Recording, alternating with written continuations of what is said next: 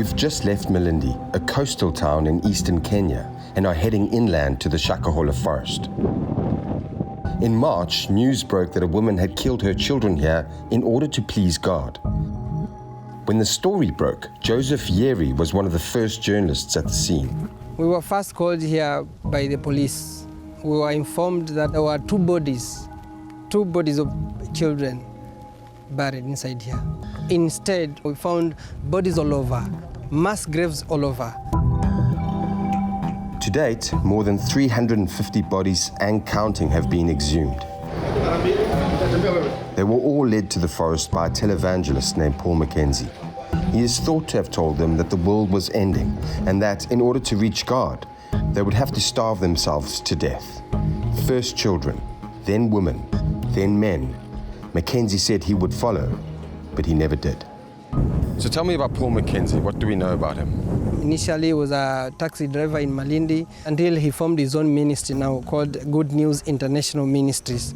That church, according to the believers who first went in, was just a good church. Miracles happened until 2015.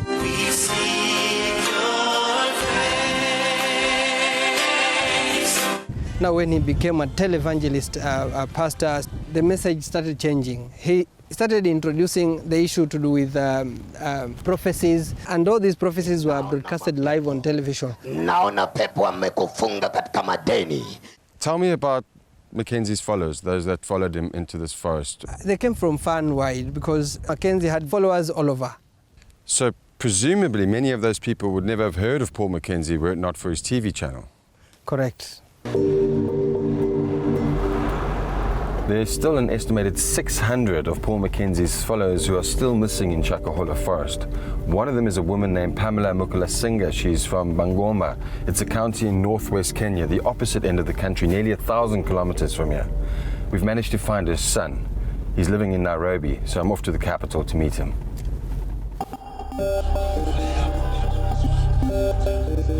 Televangelism is the use of media to communicate Christianity.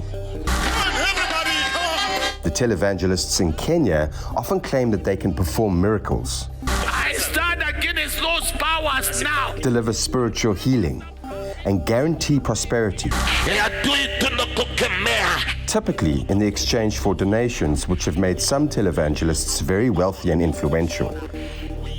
For some viewers, often the most vulnerable, the promise beamed directly into their homes of divine intervention by these pastors proves irresistible. Paul Mackenzie is what we would refer to as a charismatic authority. Tutakaa na Mungu wetu milele na milele. Tupumzike taabu ya mateso ya dunia hii. Because in order to be a televangelist, in order to hold the attention of an audience, no matter how big or small, you have to have a particular kind of charisma. Comparing to other African televangelists, you can tell that the rest of the African televangelists tend to go the prosperity way, and Paul Mackenzie goes the mystical way. Bwana kaniuliza, unajua ni kwa nini siku ya leo ndo mbona maiti hawafufuki kama nilivyofufua? When mystery kicks in, then somebody is believed to have information or news or power that other people don't have. And so that occultic, mystical element is what really endeared him to a lot of people. Pamela Mukalasinga's son, Rogers Shibuse, says that she would spend her days watching Mackenzie's Times TV channel and was captivated by his sermons that promised spiritual healing. She thought he could help her daughter, who was suffering from mental health issues. This time last year, Shibuse's mother, his sister, and her 3-year-old daughter left home to join the televangelist. Okay. The main reason my mother followed Mackenzie's preaching was my elder sister's illness. During his TV sermons, Mackenzie would often use the Bible and a specific oil to heal people, so my mother thought he might be able to help my sister. That was her main motivation. If it wasn't for his TV station, my mother never would have heard of someone like Mackenzie. When religion comes under the agency of media, then media transforms that religion. And so perhaps for people like Paul Mackenzie, media tended to give them some kind of reputation and credibility. Sifurahiki kazi inayoendelea Ruiru tangu nimewaacha. Je, Mungu? Paul Mackenzie's message would have first started out as what we would consider an instance of religious diversity, right? Because it doesn't just start off as an end of times. We then see it moving into a space of deviance. Education is evil. And then later on we see it moving into a space of danger.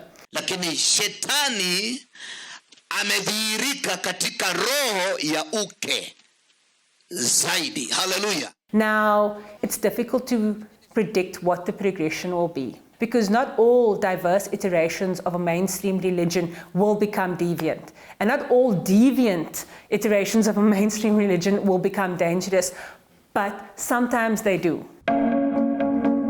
The question now is, at what point should the Kenyan authorities have intervened? And could they have done so while upholding Mackenzie's constitutional right to freedom of thought and religion? The Communications Authority is the body responsible for regulating broadcast media in the country.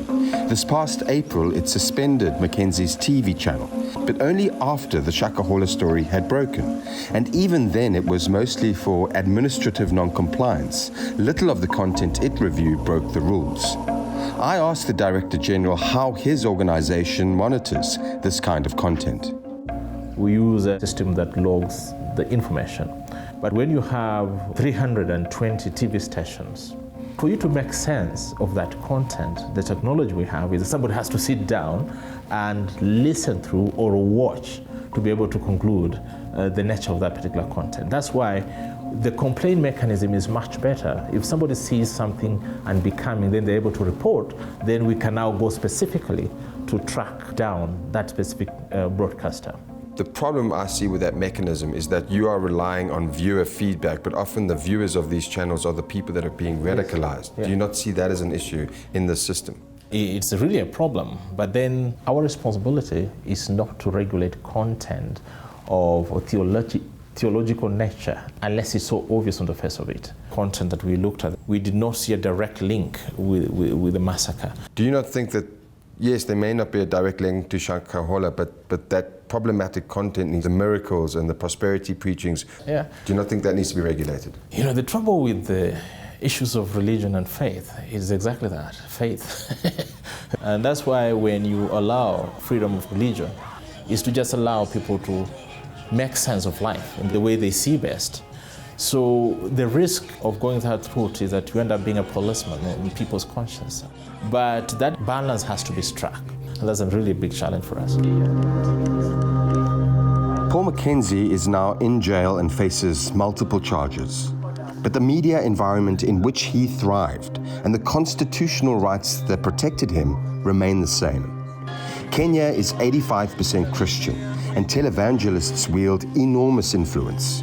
So politicians, wanting to stay in power, are unlikely to challenge the hegemony of these TV pastors and their armies of faithful followers, even if that leaves an untold number of vulnerable people at risk. So mwezi wa tatu nikatoka hapa Nairobi nikaenda Malindi. I left Nairobi for Malindi to search for my mother. When I got there, I found one of Mackenzie's followers who had been rescued. They told me they had seen my mother and my sister. My sister and her child had been tied up until they died and were buried. Having seen all this, my mother ran deep into the forest. I had been trying to find her ever since, but to this day, nothing.